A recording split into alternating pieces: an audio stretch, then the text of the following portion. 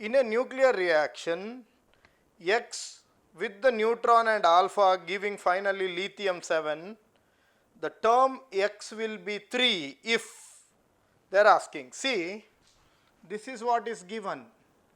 Any element X along with the neutron finally giving alpha and 3 lithium 7.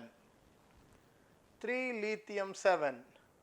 So when the term X will be 3, they are asking. So that is, see here, now the reaction is simple. It is ZXA along with neutron should give you 3 lithium 7 as per, this is how you read that equation, plus it should give you alpha particle. It should give you alpha particle. Now A plus 1 is 7 plus 4, so A is 10.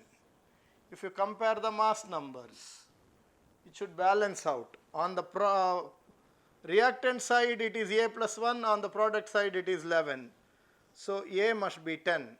Now the atomic number, it is Z plus 0 on the reactant side, and on the product side it is 3 plus 2. So Z should be 5. So then it is 5x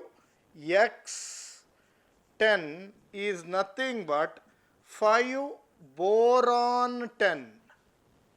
The element is 5 boron 10 and option A is the correct answer. Option A is the correct answer.